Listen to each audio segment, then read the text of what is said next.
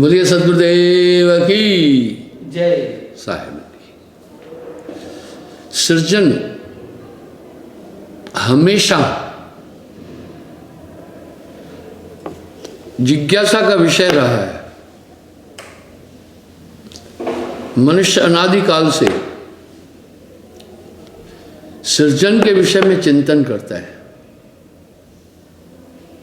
यही सवाल आप देखो ना, आप विचार करो।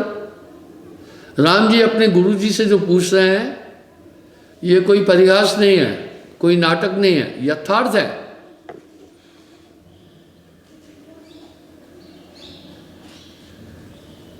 कह रहे कृपया आप ये बतलाएं जगत की उत्पत्ति कैसे हुई और मन कैसे उत्पन्न हुआ। अब आप इस उत्तर से देखना साहब की बात की पुष्टि होती है। हे राम, उस सत्ता की शक्ति अनंत है। कह रहे हैं उस परम पुरुष की अनंत शक्ति है, असीम शक्ति है, इसलिए उसे सर्वशक्तिमान भी कहते हैं। उसमें जैसी जैसी शक्ति का स्मरण होता है वैसा ही वैसा जगत बन जाता है। अब हम जब भी कोई निर्माण करते हैं तो पता है क्या होता है, हम सबको मटेरियल की जरूरत पड़ती है, पर उस सत्ता को मटेरियल की जरूरत नहीं पड़ती है। यहां साहब कह रहे इच्छा कीन अंश उपजाया, उसमें वो ताकत है। अगर कहे शब्द ते भयो सुतन आकारा, शब्द ते ही लोक विस्तारा। अगर कहे आम तो आम हो जाएगा, इतनी ताकत है। यही वशिष्ठ जी राम जी को बोल रहे हैं। जब उस शक्तिमान ने ब्रह्मांड का सृजन किया, कहीं से मटेरियल नहीं लाए।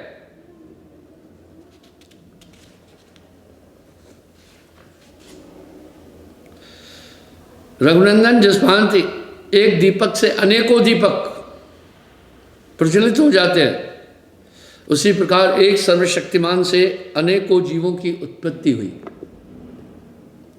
इच्छा कीन अंश उपजाए, यानी असीम शक्ति है। ऐसी शक्ति आत्मा में भी है। जब सिद्ध पुरुष सिद्धियों को प्राप्त करते हैं तो उनके पास बहुत ताकत आ जाती है। और ब्रह्मवेता जब ब्रह्म की प्राप्ति करते हैं तो कहते हैं अहम ब्रह्मस्मि, एक ब्रह्मांड रचने की शक्ति आ जाती है। प्रमाण मिलते हैं, कभी कभी राजा बलि आदि ज्ञानी पुरुषों से देवत्व भी डरता रहा है। यहां साहब कह रहे हैं सबकी गठड़ी लाल है, कोई नहीं कंगाल।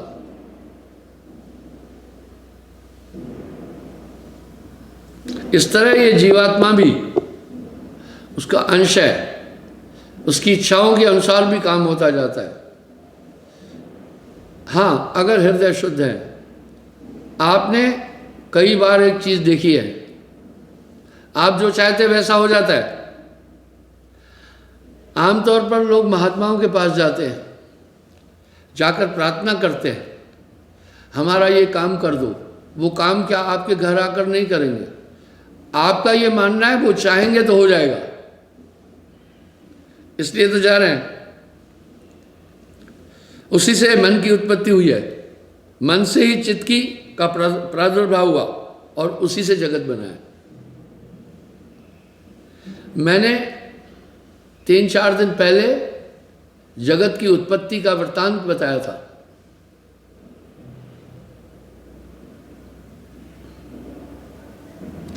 हे राम, मन के भ्रम के कारण ही जीव नाना प्रकार के मोह जालों में ग्रसित रहता है।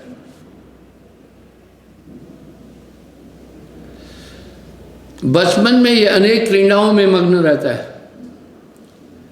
यौवन अवस्था प्राप्त होते ही ये काम के वशीभूष हो जाता है और मोह आ जाता है, लोभ आता है, अहंकार आता है। और इससे तरह तरह के विषय भोगों को करता है। वृद्धावस्था में नाना चिंताएं उत्पन्न होती है। कल मेरे पास एक भद्र व्यक्ति आया, बहुत बड़े थे, IAS ऑफिसर थे। मुझे कह रहे थे कि भय क्यों उत्पन्न हो जाता है।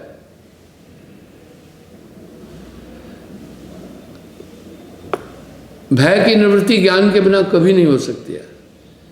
वृद्धावस्था में भय अधिक उत्पन्न होता है, शरीर जर्जर स्थिति को प्राप्त करता है, और वो जब देखता है मेरा शरीर चल नहीं पा रहा है, उठ बैठ नहीं पा रहे हैं, सुन नहीं पा रहे हैं, गिरने का खतरा होता है और अस्थियों में कैल्शियम कम हो जाता है, तो वृद्धावस्था में भय असुरक्षा ज़्यादा लगती है।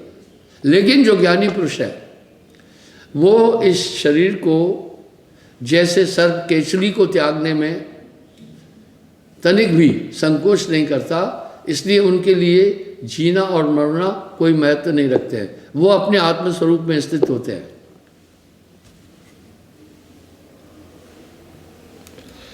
इच्छानुसार भोग न भोगने के कारण से भी वो प्राय दुखी रहता है।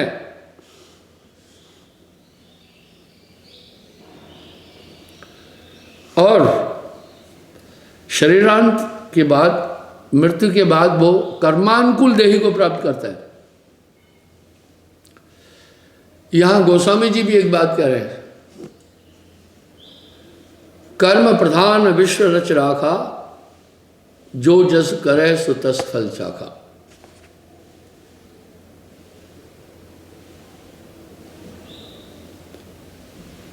यह सब मन का खेल है। कितना साफ साफ बोल रहे हैं। मन की कल्पनाओं के अनुसार यह जगत बनता और बिगड़ता रहता है। पहले जब आप किसी को भिड़ते हैं, मारते हैं, तो अंदर से भाव बनता है कि इस तरह, उसी तरह पर शरीर काम कर रहा है। मन में भी ताकत है, पर मन आत्मा का कुछ नहीं बिगाड़ सकता। आत्मा की व्याख्या में आता है, इसे अग्नि नहीं जला सकती, जल नहीं गला सकता, वायु खुश्क नहीं कर सकती, पृथ्वी दम्भे नहीं कर सकती है, आकाश विलोम नहीं कर सकता। किसी भी देश काल में इस आत्मा का कभी विनाश नहीं। राम जी वशिष्ठ मुनि के पास आत्मज्ञान के लिए ऐसे ही नहीं गए थे। वासुदेव कृष्ण संदीपन ऋषि के आश्रम में उज्जैनिया में पढ़ने के लिए ऐसे ही नहीं गए थे। लोग अपने अपने तरीके से गाथाएं और कहानियां बना देते हैं। उन्होंने दुर्वासा जी को गुरु ऐसे ही नहीं किया था, तत्व ज्ञान की प्राप्ति के लिए किया था।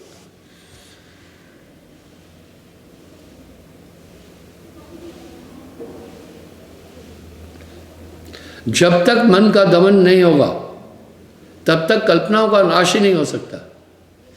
यहां साहब एक सटीक शब्द कह रहे हैं, मन तरंग में जगत बुलाना। पर क्या मन में आत्मा से ज्यादा ताकत है? कदापि नहीं, कदापि नहीं, बिल्कुल नहीं। यहां साहब कह रहे हैं, मन जाता है जाने दे, मन जाता है जाने दे, गह के राख शरीर। भाई मन जाता है जाने दे, गह के राख शरीर, उतरा पड़ा कमान से क्या कर सकता तीर। तीर की ताकत तो कमान के साथ है। मन कौन से कार्य करता है? भौतिक कार्य तो करता है ना भाई। चलना हुआ, देखना हुआ, बोलना हुआ, सुनना हुआ, देहिक कर्म हुए। अगर आत्मा अपना सहयोग नहीं देगी तो मन पंगु है। साहब का ये शब्द कितना सटीक है। मन जाता है जाने दे, गह के राख शरीर, उतरा पड़ा कमान से क्या कर सकता तीर। तीर की ताकत तो कमान के साथ में है,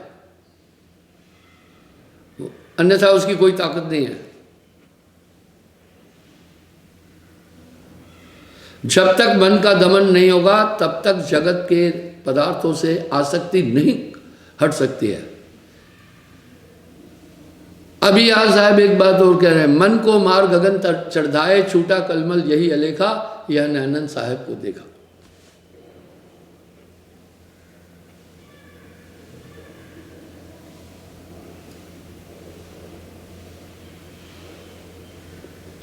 जिस प्रकार शांति बूंद को प्राप्त करने के लिए पपिया पीऊ पीऊ रटता रहता है और तब तक उसे शांति नहीं मिलती जब तक कि उसे प्राप्त नहीं कर लेता है, उसी प्रकार जब तक जीव आत्मपद को प्राप्त नहीं कर लेता तब तक उसे शांति मिल ही नहीं सकती है। यह सिद्धांत अपेल है, अकट है।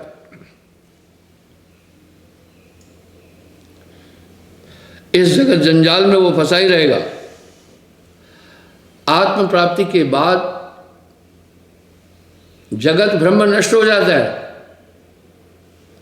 कैसे नष्ट होता है? वो ये जान जाता है इस जगत की उत्पत्ति तो मेरे द्वारा है, इसलिए वो जानता है जगत के पदार्थ माया भी इंद्रियां सब मेरे शत्रु हैं, मैं अपने आत्मा में रहकर ही आनंद प्राप्त करता हूँ।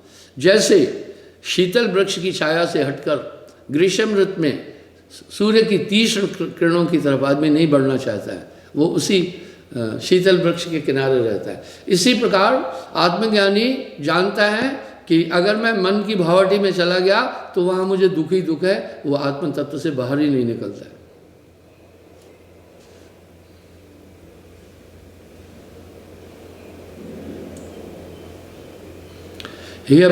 हे रघुनंदन,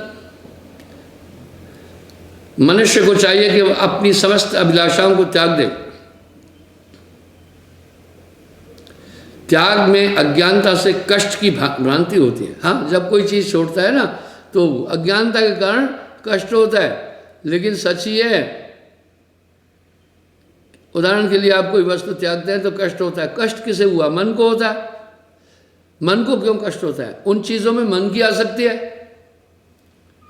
खिलौना तो कोई चीज़ नहीं है, आप तो खिलौने से नहीं खेलते, पर बच्चा खेलता है, जब उससे खिलौना लो तो वो रोने लगता है। बस इसी प्रकार ये जगत के पदार्थों की महत्ता केवल हमारे मन को है, हमारे इंद्रियों को है, हमारी आत्मा को कदापि नहीं है।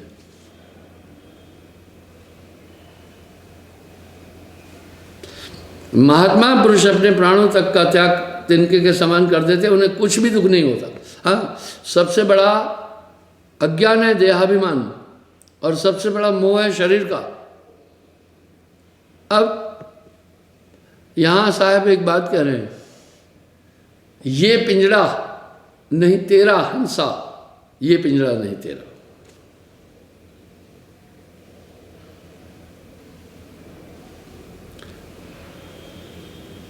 अगर तुम्हें इसमें कष्ट की भ्रांति भी होती है तो भी बुद्धिमता इसी में, तुम इसको सहन करो, क्योंकि ऐसा करने से तुम्हें आत्मपद की प्राप्ति होगी। अगर जगत के पदार्थों का त्याग करने में कष्ट की अनुभूति भी होती है, हालांकि कष्ट की अनुभूति होना ही नहीं है, वो कुछ पदार्थ आत्मा को छू ही नहीं सकता है ना। मैंने ये प्रसंग कई बार उठाया कि राम जी ने वशिष्ठ मुनि से, इसी में प्रसंग है,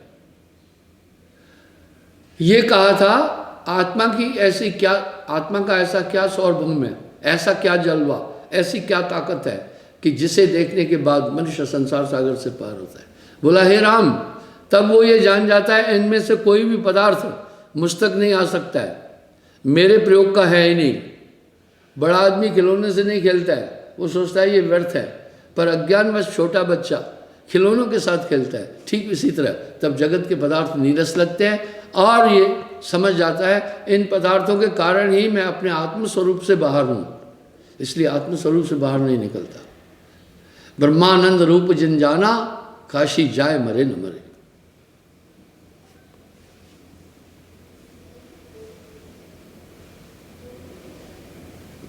और परम शांति मिलेगी। आत्मा में अविरल आनंद है, अनंत आनंद है। जगत के पदार्थों का आनंद क्षणिक है और उन क्षणिक आनंद के लिए उद्यम कितना करता है इंसान।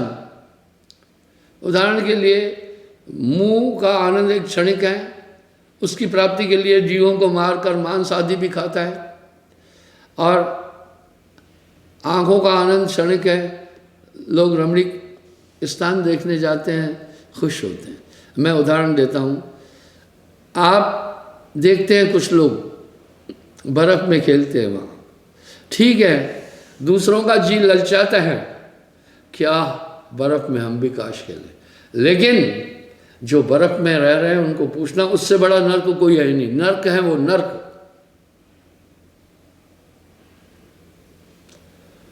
मैं 2 साल रहा हूँ, मुझे इसका अनुभव है। क्यों नर्क है? आदमी स्नान नहीं कर पाता है। -30, 25, 30 डिग्री टेम्परेचर में बाल्टी में पानी गर्म किया, आप अपने गर्म पानी एक शरीर पर डाला, जब तक आप दूसरा पानी उठाते हैं वो ठंडा हो जाता है।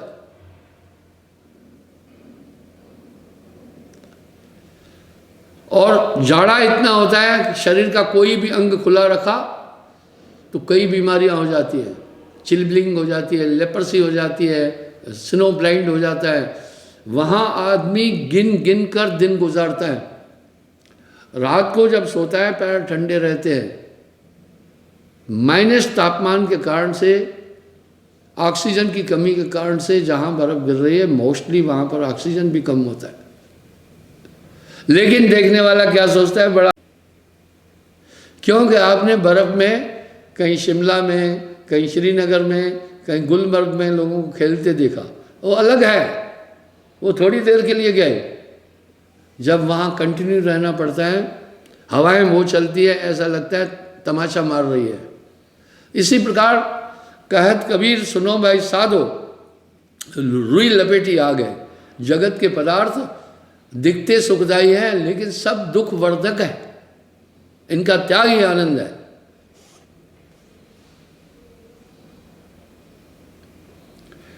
हे राम, तुम्हारे चित्त में जितनी भी अभिलाषाएं उठे उनको त्याग कर दो, उनका मनन नहीं करो, मन की कल्पना में नहीं दौड़ना। काम काम सबको कहे, काम न चीने कोय, जेती मन की कल्पना, काम कहावे सोए।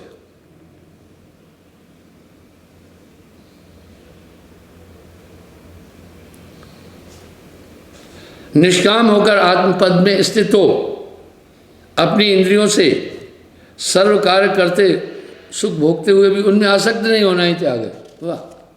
त्याग ये नहीं है कि जंगल में जाकर बैठ गए, कहा हमने दुनिया त्यागी। साहब ने यहाँ कटु व्यंग किया, जिनसे सुमरण घर में न बने,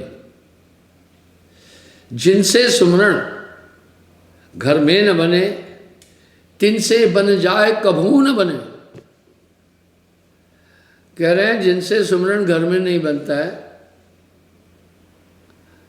उनसे जंगल में जाकर नहीं बनेगा। अन प्राप्त तजे से क्या तजिए, जो प्राप्त तजे से त्यागी है। औरों का गाया, क्या गाया? जब अपना गाए सो रागी है। औरों का गाया तो क्या गाया? अपना गाए सो रागी है। इसलिए बंधुओं,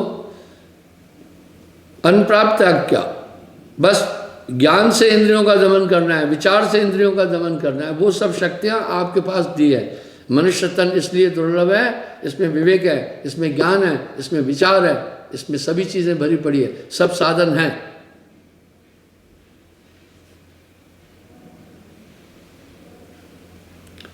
यह सुनकर राम जी बोले, गुरुदेव ये बड़ा आश्चर्य होता है, ये मिथ्या जगत सत्य कैसे प्रतीत हो रहा है?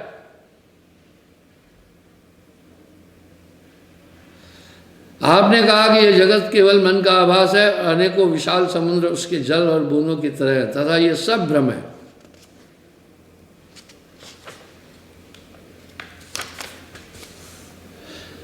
अज्ञान के कारण प्रतीत होते हैं। मुनिवर, जगत की ओर आकर्षण बहिर्मुखी और अंतर्मुखी दो प्रकार का होता है।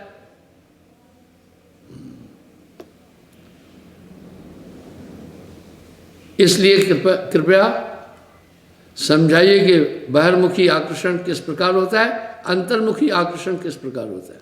वाह! जगत के पदार्थों की आसक्ति दो प्रकार की है, एक आंतरिक एक बाह्य है। अब राम जी पूछ रहे हैं, हे गुरुवर ये बताइए ये कैसी आसक्ति है?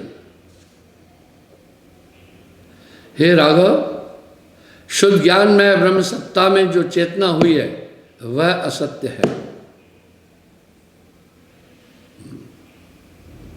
किंतु ब्रह्म से सत्य की तरह प्रतीत होती है। जीव और ब्रह्म में भेद नहीं है। वाह! अब साहब क्या करें? बंद दशा में जीव हैं, मोक्ष दशा में शिव। कहे कबीर धर्मदास से, यही जीव यही शिव। वास्तविकता यह है, दूध और दही में तात्विक अंतर नहीं है, लेकिन जब दूध खटाई को ग्रहण कर लेता है तो उसका स्वरूप बदल जाता है। इसी प्रकार जब ये जीवात्मा प्राणों को धारण कर लेता है, ये जीव बन जाता है। प्राणेन धरित जीवेषु।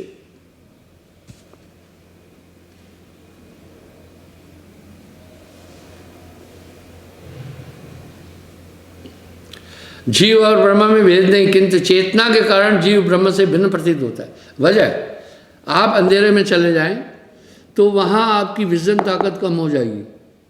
जैसे ही ये जीव, ये आत्मा प्राणों को धारण करती है तो इसकी शक्तियाँ सीमित हो जाती है, इसकी शक्तियाँ सीमित हो जाती है।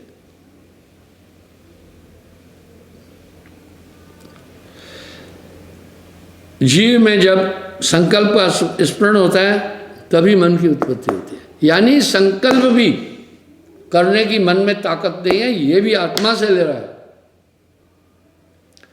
यहां साहब ने एक शब्द बड़ा प्रासंगिक बोल दिया, आपा अपो आप ही बन लो।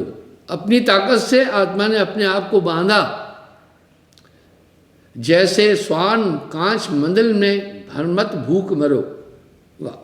कुत्ता कांच के मकान में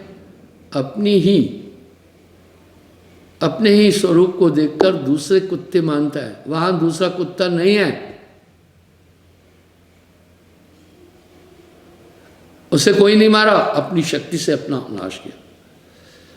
जैसे नाहर कूप में अपनी प्रतिमा देख पड़ी, जैसे शेर अपने ही रूप को, अपने ही बिंब को, प्रतिबिंब को कुएं में देखकर दूसरा शेर समझता है, दहाड़ता है, अपनी आवाज प्रतिगुंजित होकर आती है, अपनी प्रक्रियाएं अक्स होती है। वो सोचता है कि मेरी प्रक्रिया का उत्तर कुएं में रहने वाले शेर ने दिया। दरअसल कुएं में कोई शेर नहीं था, ये ब्रह्म से प्रतीत हो रहा। संसार तो है ही नहीं, ये ब्रह्म से प्रतीत हो रहा है। नानक देव जी ऐसे नहीं बोल रहे हैं, जो सपना पेखना जग रचना तिम जान, इसमें कछ साचो नहीं, यह नानक साची मान। वाह! कह रहे हैं इसमें कुछ भी सच नहीं है, ये मेरी बात सत्य मानना।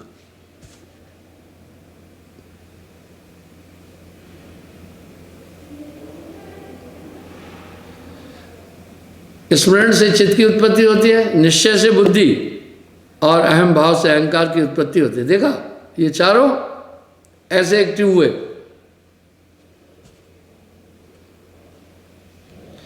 और श्रवण करने की इच्छा से श्रवणेन्द्रियां प्रकट हुई, देखने की इच्छा से नेत्र, और सूंघने की इच्छा से नाक, स्पर्श करने की इच्छा से त्वचा, स्वाद लेने की इच्छा से जिह्वा की उत्पत्ति हुई। हे राम, इस प्रकार पंचेंद्रिय की उत्पत्ति हुई।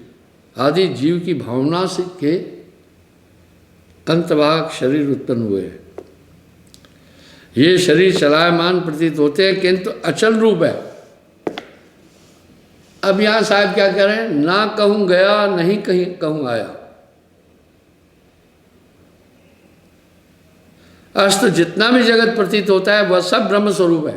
हाँ? मैं एक बात को कई बार बोल रहा हूं, इस समय आपका कंसंट्रेशन, आपकी आत्मा पूरे ब्रह्मांड में फैली है। जब आपका कंसंट्रेशन सिमट कर अपनी जगह आएगा, आप में एक ऊर्जा आ जाएगी। जैसे हम घृत से, घी से कई पदार्थ बना देते हैं, पूड़ी तल लेते हैं, मालिश करते हैं, दीपक जलाते हैं, लेकिन जब तक दूध में है कुछ नहीं कर सकते। इस तरह जब तक आत्मा माया में है ना, तब तक कुछ नहीं कर सके, बंधन में है। यही बंधन है, बिन रसरी सकल जग बंधिया।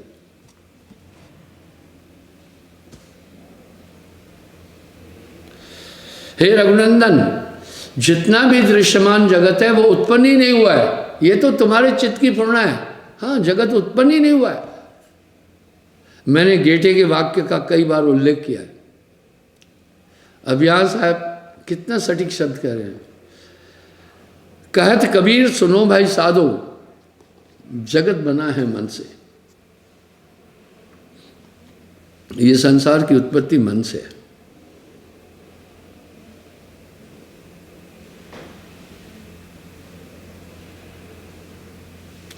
जब दृश्य ही मिथ्या है तथा इसका होना असंभव है, तब बंधन और मोक्ष का अस्तित्व ही क्या। वाह, कह रहे कैसा बंधन कैसा मोक्ष। अब आप भ्रमित हो जाएंगे। अब साहब क्या कह रहे हैं, ना कहूं गया नहीं कहीं आया। वाह, ये बहुत बारीक बातें हैं। जब आत्मा बंधी नहीं है, वो तो केवल अपने भ्रम के कारण अपने को शरीर मान रही है, इसको कोई बांध ही नहीं सकता। जो बनता वो है, जो ऐसा भौतिक तत्व है। आत्मा तो भौतिक तत्व ही नहीं है, तो बंधन कैसा है। हाँ, वशिष्ठ जी राम जी को यही बात करें।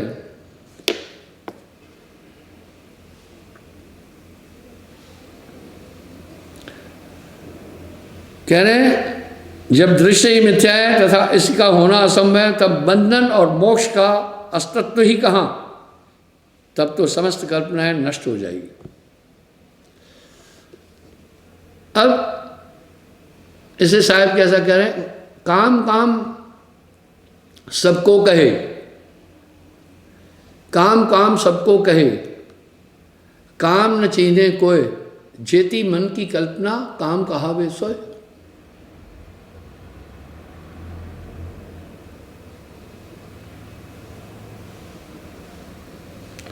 हे राम, तुमने जो प्रश्न किया है उसका उत्तर तो सिद्धांत काल में ही दिया जा सकता है। जिस प्रकार कमल पुष्पों की माला असमय शोभा नहीं देती, उसी प्रकार तुम्हारा प्रश्न भी इस समय शोभा नहीं देता। हाँ, राम जी को वशिष्ठ जी ये क्या कह रहे हैं, अभी ये तुम्हारा प्रश्न शोभा नहीं देता है। इसकी शोभा तो सिद्धांत काल में होगी, क्योंकि समय पाकर ये सब पदार्थ फलदायक होते हैं, समय बिना कुछ भी नहीं होता। हे दशरथ नंदन, सृष्टि के आरंभ में जब ब्रह्म में सर्वप्रथम चेतना का भास हुआ, तब जिस प्रकार स्वप्न में कोई पुरुष अपने आप को देखे, उसी प्रकार अपने आप को देखा।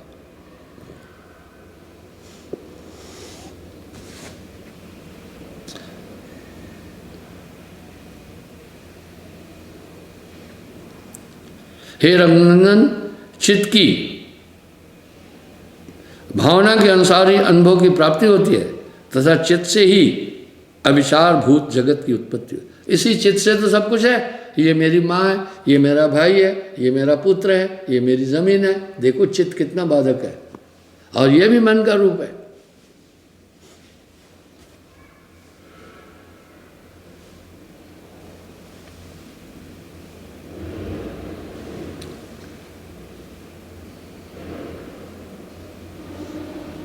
जिस तरह मूर्खता से अपनी परछाई में ही भूत पिशाच आदि का भ्रम होता है, बच्चे को भी होता है, तथा विचार करने पर नष्ट हो जाता है, उसी तरह आत्मविचार से अज्ञान नष्ट हो जाता है।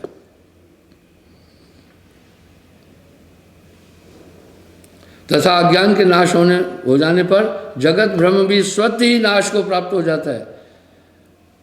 हे रघुनंदन, मैं तुमसे बार बार कहता हूं कि तुम इस ब्रह्मांड को केवल भावना मात्र ही समझो। वह जगत है रैन का सपना। कह रहे हैं मैं तुम्हें ये बार बार कह रहा हूं संसार है ही नहीं, ये केवल तुमसे है।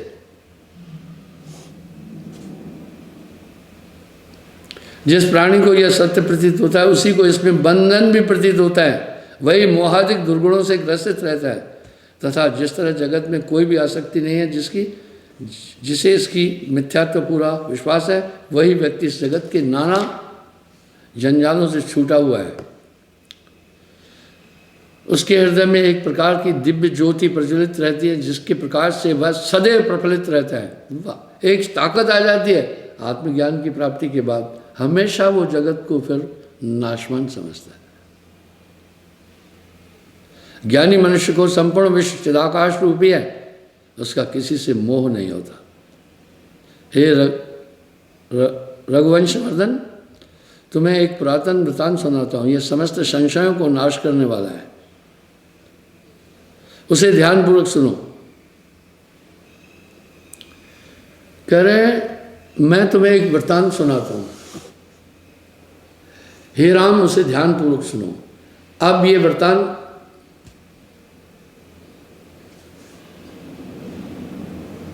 कर्कटी नामक एक राक्षसी का है, वो मैं पहले भी उदाहरण दे चुका हूँ। मैं आगे चलता हूँ थोड़ा।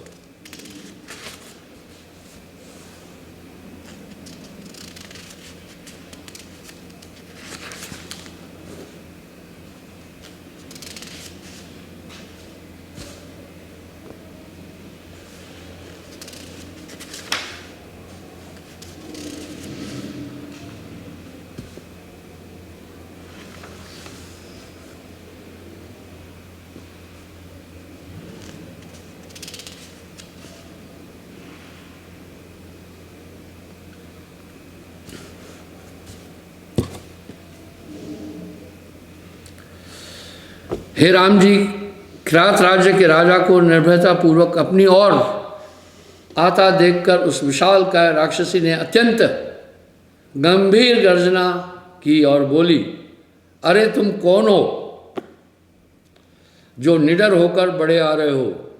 मुझे अपना परिचय तो दो कि तुम पापात्मा हो अथवा पुण्यात्मा। कहाँ से तुम्हारा आना हुआ है? यानी वो राक्षसी को देख करके भी नहीं डरा। मैं घमंड से नहीं बोल रहा हूँ, ये वृतांत मैंने पहले भी बोला, मैं झूठ नहीं बोलता। 1979 से 1982 तक की जनवरी तक मैं मिजोरम में था।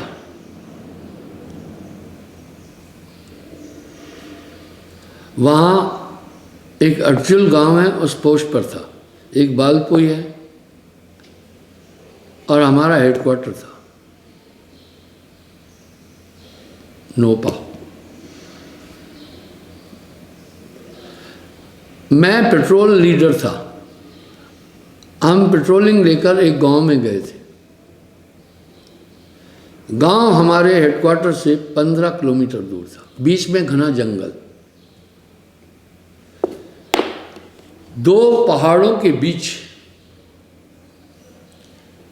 एक छोटी सी सरिता बह रही थी। दो पहाड़ यूं थे, फिर दो पहाड़ इस प्रकार थे। हम पहाड़ के तलहटी से एक पगडंडी थी जा रहे थे। एक लड़के के पैर में था, छाले पड़ गए थे, वो नहीं चल पा रहा था। तो मैंने अपने असिस्टेंट को बोला, हम 11 लोग थे, मैंने बोला इनको लेकर तुम हेडक्वार्टर पे जाओ, रात्रि होने वाली है, अंधेरा होने वाला है, इसको मैं लेके आ जाऊंगा धीरे धीरे। वो कम धीरे चल पा रहा था। उसने कहा सर फिर आप अकेले रह जाएंगे। मैं कहा चिंता मत करो, जो मैं कह रहा हूँ वो तुम फॉलो करो, ले जाओ इनको। वो ले गए। वहाँ से हम 5-6 किलोमीटर अपने हेडक्वार्टर से पीछे थे। अब वो धीरे धीरे चल रहा था। तो हम पहाड़ से उतरकर एक छोटा सा मैदान था, फिर पहाड़ पर जाना था। उस पहाड़ की चोटी पर हमारा हेडक्वार्टर था, 5-6 किलोमीटर दूर। हमारे साथी लोग तो चले गए, उनके 15-20 मिनट बाद हम उनसे 15-20 मिनट पीछे थे, तो क्या हुआ, अचानक एक शेरनी हमारे से 25-30 फीट आगे से ही हमारी पगडंडी से क्रॉस करके पहाड़ की तरफ चढ़ने लगी। अचानक उसके साथ एक बच्चा था। शेरनी इतनी जबरदस्त थी, आप जो सर्कस में शेर देखते हैं वो तो गीदड़ है, उनको डराया गया है, मारा गया है, कमजोर किया गया है, लेकिन शेर का जलवा तो जंगल में है। जंगल का शेर तो अलग चीज होती है। आपके अभ्यारण्य में, नेशनल पार्क में भी जो शेर हैं वो भी भयभीत शेर है। हमसे करीब 30-35 फीट दूर शेरनी का छोटा बच्चा था, वो नहीं दौड़ पा रहा था। शेरनी हमारी तरफ मुंह करके बैठ गई। अब मेरे साथ जो आदमी था वो डर रहा था, मेरे पीछे छिप रहा था। मेरी नजर शेरनी से मिली हुई थी। उसको मैं बोला, बेवकूफ, डरोगे तो वो हावी हो जाएगी, छिपो मत। जब हम वहां चलते थे तो राइफल ऑन शोल्डर होती है, टांग के नहीं, ऑन शोल्डर, और उंगली टाइगर में होना है, क्योंकि वहां जो हॉस्टाइल है उनका एम है हिट एंड रन, मारो और भगो। एलओसी पर है सी एंड हिट, देखो और मारो। इसलिए वो भी डिफेंस में रहते हैं, पाकिस्तानी, हम भी डिफेंस में रहते हैं। पर मिजोरम में उस समय काउंटर इंसर्जेंसी हाई पीक पर थी और वो चलती थी लाल डेंगा के अनुसार। लाल डेंगा खुद एक आर्मी का हवलदार था ऑर्डिनेंस में। वहाँ पर काउंटर इंसर्जेंसी मिजोरम को आज़ाद कराने का अभियान उन्होंने चलाया। उन्हें फिर शेल्टर मिल रहा था चाइना से, और उनके हाइडआउट्स जो थे वो सब म्यांमार में थे। आपने सुना भी होगा, कई बार हमारी सेना ने म्यांमार में घुसकर भी उन हॉस्टाइल्स जो नक्सलिस्ट हैं उन पर वार भी किया। तो वहाँ हमें आदेश था कि जब भी जाएं राइफल कंधे पर होगी, एक आदमी इधर देखता हुआ चलेगा, एक आदमी इधर देखता हुआ चलेगा, सतर्क चलेगा, एक एक के बीच में 5-10 कदम का फासला हो। तो राइफल यहाँ होती है, और वो ऑटोमेटिक राइफलें थी जिसमें मैगजीन में 20 गोलियां थी। पहले मैंने विचार किया, मैं शेरनी को मारने के मूड में नहीं था, मुझे भय नहीं था, उससे मुझे भय नहीं लगा। पर जो मेरे साथ साथी था वो कांप रहा था और छिप रहा था। मैं बोला, तुम्हें भयभीत देखकर उसका हौसला बढ़ेगा, मत छिप, राइफल तैयार रख। मुझे भय 2 कारण से नहीं था। पहला तो मैंने ये जान लिया था, अगर इसने हमला करना था तो सीधा हमारी तरफ आना था। ये हमले को बढ़ाना चाह रही है, हमला नहीं करना चाह रही है। पहला तो ये भय नहीं, इसलिए नहीं था। दूसरा, मैं जानता था साहब की कृपा से ये मुझ पर हमला नहीं कर सकी, एक भरोसा तो होता है ना। तीसरा, इसलिए भय नहीं था, मैं कहा अगर बाई चांस ये मेरे पर हमला करेगी तो मेरी इस ऑटोमेटिक राइफल में हाथी को भी 5 गोली लगेगी, वो भी मर जाएगा। तब मैं इस शेरनी को मार दूंगा, मैं नहीं डरूंगा।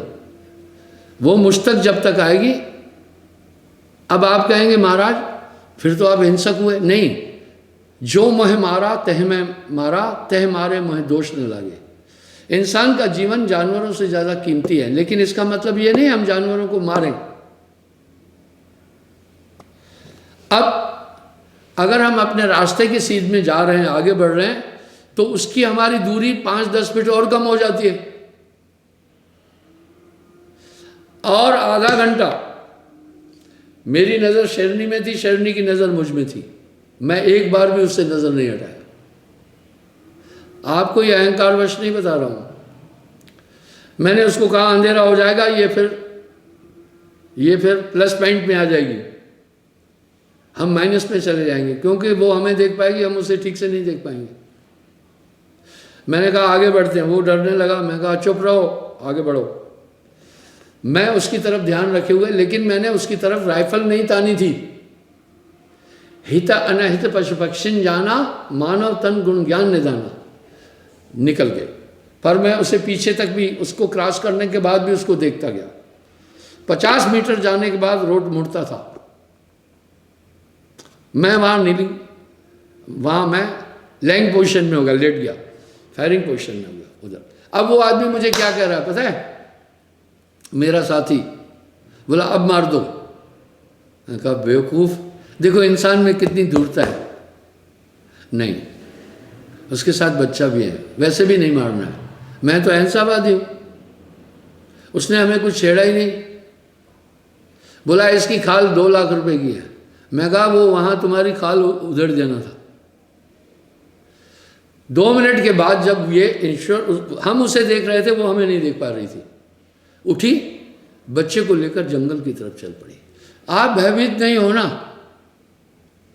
ये भय अज्ञानवश उत्पन्न होता है। अब यहां मुझे भय इसलिए नहीं था, मैंने 3 पॉइंट बताई।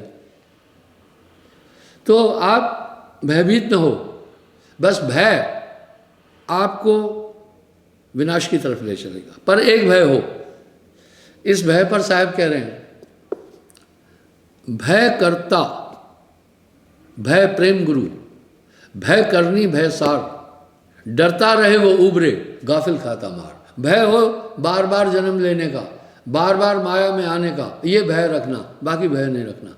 भय नहीं रखने का मतलब उदंड नहीं होना। अब नानक देव जी यहां कह रहे हैं ना भय देत आन को, भय काहू को देतना। नानक देव जी, भय काहू को देतना, नहीं भय मानत आन, कह नानक सुरदय बना, ज्ञानी ताहे बखान। इसलिए आपका ये अपना हौसला आपको बहुत बड़ी ताकत देगा। आप जगत को मिथ्या मानकर चलना, ये सब भ्रमांक है, मन के द्वारा संसार की उत्पत्ति हुई है, पलट वजूद में अजब विश्राम है। मैं पुनः ये कहूँगा, अपने वजूद में आने का सबसे उत्तम साधन है सुमरण, इसलिए सुमरण नहीं बोलना। साहब एक बात और सुने, 25 तारीख को सदगुरु कबीर साहब का अंतर्ध्यान दिवस है, माघ सुधी एकादश। ये प्रोग्राम हम भोपाल में करते थे। वजह साहब के अवतरण दिवस का प्रोग्राम हम जम्मू में करते, मेरे गुरुदेव का अवतरण दिवस का प्रोग्राम हम गोंडा में करते हैं, मेरे जन्मदिन का प्रोग्राम भी जम्मू में होता है। इसलिए मैंने सोचा भोपाल बड़ा आश्रम है, निर्वाण दिवस का प्रोग्राम भोपाल में रखें। लेकिन इस बार लॉकडाउन के कारण मैं भोपाल नहीं जा पा रहा हूँ, इसलिए भोपाल में ऑनलाइन प्रोग्राम दूंगा, जैसे यहाँ दे रहा हूँ। और मुख्य प्रोग्राम सदगुरु कबीर के अंतर्ध्यान दिवस का हम रांजड़ी में मनाएंगे। हालांकि 27 तारीख को पूर्णिमा भी है, लेकिन तो भी हम यहाँ पर 25 तारीख को कबीर साहब के अंतर्ध्यान दिवस को यहाँ मनाएंगे रांजड़ी आश्रम में। साहेब